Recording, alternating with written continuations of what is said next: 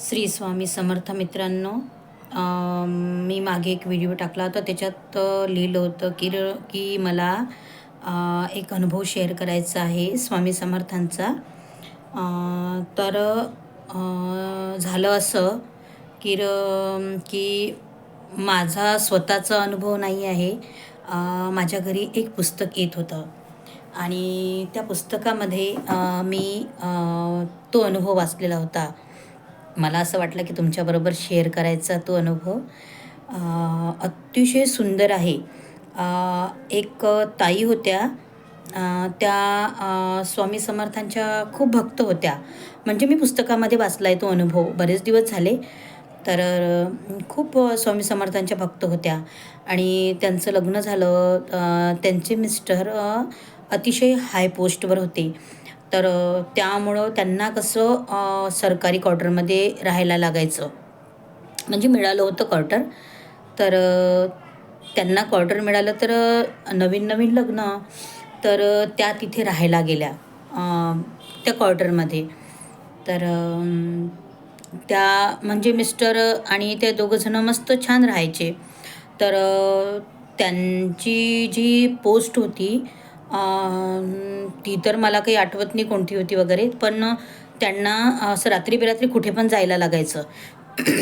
तर त्यांचं नवीन लग्न होतं आणि मागे पूर्ण शेत वगैरे सगळं होतं. तर त्यांनी काय केलं, एक दिवस असंच त्यांच्या मिस्टरांना रात्रीचं बोलावणं आलं की तुम्हाला यावं लागतं ड्युटीवर, म्हणजे व्हिजिट द्यायला कुठेतरी. तर त्यांना जायची इच्छा नव्हती की मिसेसला एकटं सोडून कसं जायचं. तर एवढा मोठा बंगला. तर तिथे कोणी पण नव्हतं. तर त्यांनीच हिंमत दिली. ते म्हणाले की मला यायला उशीर होईल रात्री. तर त्या म्हणाल्या की काही हरकत नाही, पण तुम्ही लवकर याल. तर ते निघाले. मग ते त्यांच्या ड्युटीवर गेले. मग एकटं असलं म्हणजे तरीही झोप येत नाही. घर हुरूर लागतं. एवढा मोठं सरकारी क्वार्टर. तर त्यांनी काय केलं, त्यांच्या मागे त्यांनी असं किचनमध्ये वगैरे बसल्या. तिथे देवघर होतं आणि स्वामींचा फोटो होता. त्यांच्यासमोर स्वामींच्या फोटोसमोर त्यांनी अगरबत्ती वगैरे लावली. दिवा चालूच होता आणि स्वामींजवळ थोड्या वेळ बसल्या त्या. नंतर मग घरात फिरल्या. झोपायला गेल्या, पण झोप यायची नाही. एकटं एकटं वाटायचं.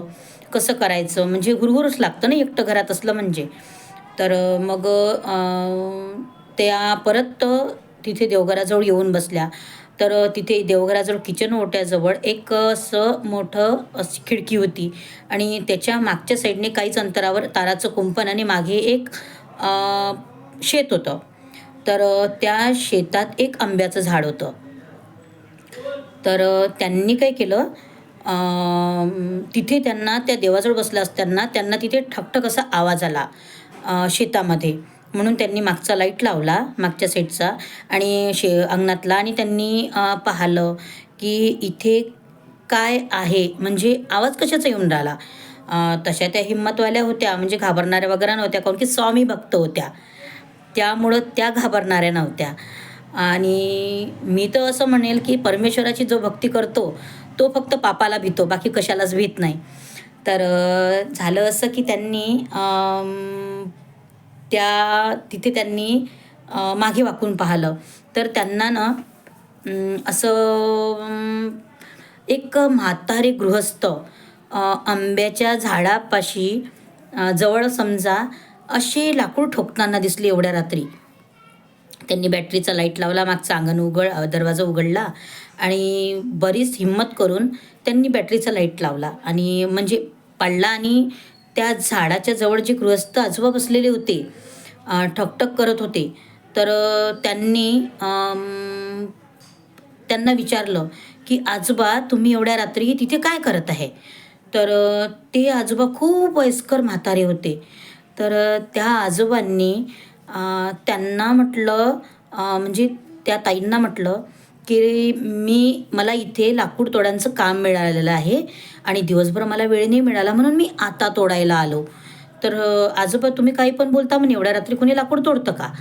तर म्हणे हो बेटा काय करते म्हणे, पोटापाण्यासाठी करावं लागतं म्हणे मला, दिवसभर मी दुसरं काम केलं, आता मी हे काम करून राहिलो म्हणे. तर म्हणे आतापर्यंत तर तुम्ही नव्हते. नाही म्हणे आताच आलो म्हणे मी इथे. तर रात्रभर हे काम करतो आणि दुसऱ्या दिवशी उद्या सकाळी दुसरं काम करेल म्हणे. बरं म्हणे.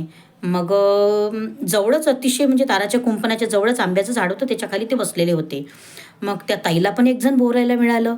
मग त्यांनी मग विचारलं, तुम्ही पाणी पिता का? हो म्हणे बेटा मी पाणी पितो. मग ताईंनी त्यांना पाणी दिलं, चहा दिला आणि त्यांच्यासोबत बोलत बोलत त्यांचा वेळ, जा म्हणे बेटा तू, मी इथंच आहो म्हणे, तुम्हाला भीती नाही वाटत? कशाची भीती आहे म्हणे, सगळं आपलंच आहे म्हणे. तर मग त्या घरात आल्या, काही वेळापर्यंत फिरल्या वगैरे. मग त्यांनी काय केलं, बऱ्याच वेळपर्यंत त्यांना पाहत राहिले ते.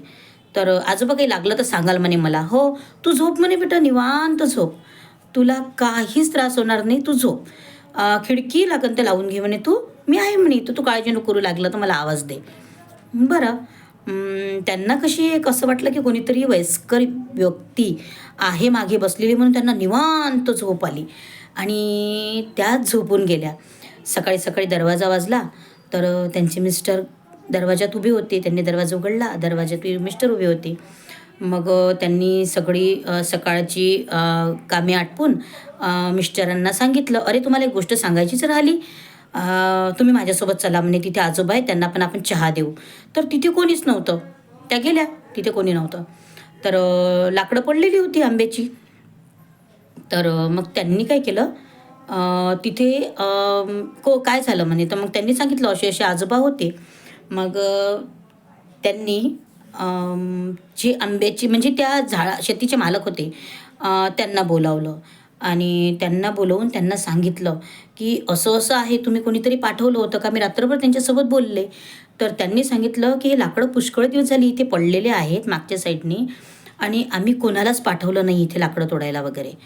तर त्यांच्या अंगावर अतिशय काटा आला की असं कोण होतं की रात्रभर माझ्यासोबत स्पष्ट बोलले. मी त्यांना चहा पण दिला, पाणी पण दिलं आणि मी त्यांच्या भरोशावर निवांत झोपून गेले. त्या तुम्ही कशाची भक्ती करता म्हणून शेतीवाल्यांनी विचारलं. तर त्यांनी सांगितलं मी स्वामी समर्थांची भक्त आहे. तर तिथे सगळ्यांना समजलं की हिची जी पाठराखण केली, हिचा जो म्हणजे सहारा दिला तो खुद्द स्वामींनी दिला. स्वतः स्वामी हिच्या सहाऱ्यासाठी आले होते. म्हणून शेतीवाल्यांनी सुद्धा तिथे एक खूप छानसं मंदिर बांधलं स्वामी समर्थांचं. मित्रांनो, सांगायचं हे की मला बरेच दिवस झाले हा अनुभव मी वाचलेला होता. आता ते पुस्तक पण येत नाही माझ्याकडे, म्हणजे बंद झालं की काय वगैरे, अक्कलकोटवरून यायचं. पण मामींकडे यायचं, मी वाचायची बाजूच्या. पण आज कसं मला तो अनुभव आठवला आणि वाटलं की तुमच्यासोबत शेअर करावा, कारण की एवढा सुंदर अनुभव कोणाचाच नसेल.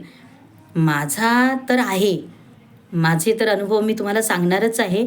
पण खरंच जे आपण म्हणतो ना की स्वामींचं अस्तित्व आहे ते खरंच आहे. फक्त स्वामींची भक्ती करावं लागते, सेवा करावं लागते. मी खरं सांगू का, मी काहीच करत नाही स्वामींचं. मी किती वेळा तुम्हाला मला सांगितलं की माझ्याच्याने होतच नाही. अतिशय पहिले कॅन्सर, नंतर घरच्या जबाबदाऱ्या, आता मुलांच्या जबाबदाऱ्या. मी फक्तच नामस्मरण करते स्वामी समर्थांचं. माळ करत नाही, काहीच करत नाही. एक अगरबत्ती लावते, निशंक मंत्र म्हणते आणि त्यांच्याजवळ फक्त बसते. मी खरं सांगते माझ्याच्याने काहीच होत नाही, काहीच होत नाही. पण खरं सांगते, मी जेव्हाही स्वामींना मनापासून हाक मारते, आत्ता 2 दिवस पहिलीची गोष्ट, मी अशीच एका परिस्थितीमध्ये खूप अडकलेली होती, खूपच अडकली होती की मला काहीच सुचत नव्हतं, काय करू? स्वामी मला मार्ग दाखवा, काय करू?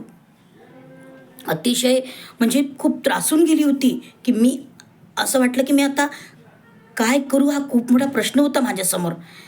तेव्हाच मला त्याची अनुभूती आली आणि माझी ती गोष्ट पूर्ण झाली. अतिशय दुपारी 3 ते 4 वाजता माझ्या अकाउंटला मेसेज आला आणि ती गोष्ट माझी पूर्ण झाली. मी खरंच सांगते मित्रांनो, तुम्ही स्वामींची भक्ती खरंच करा. कोणत्याही देवाची करा, पण मनापासून करा. थोतांड करू नका की आम्ही स्वामी भक्ती करतो, मी स्वामी भक्त आहे, मी सेवा करते, मी आरत्या करते, हे असं वगैरे नको. स्वामींना खरी भक्ती हवी असते. खरी भक्ती, या जगातलं सर्वात मोठं दान अन्नदान, ते हवं असतं स्वामींना. दरवाजात आलेला कोणीही व्यक्ती, तो पै पाहुणा कोणी पण असो, त्याला चटणी मीठ भाकर का होईना, तो उपाशी नाही गेला पाहिजे. त्याला हाकलू नका. मी अजून एक अनुभव तुमच्यासोबत शेअर करत आहे याच्या समोरच्या व्हिडिओमध्ये. श्री स्वामी समर्थ.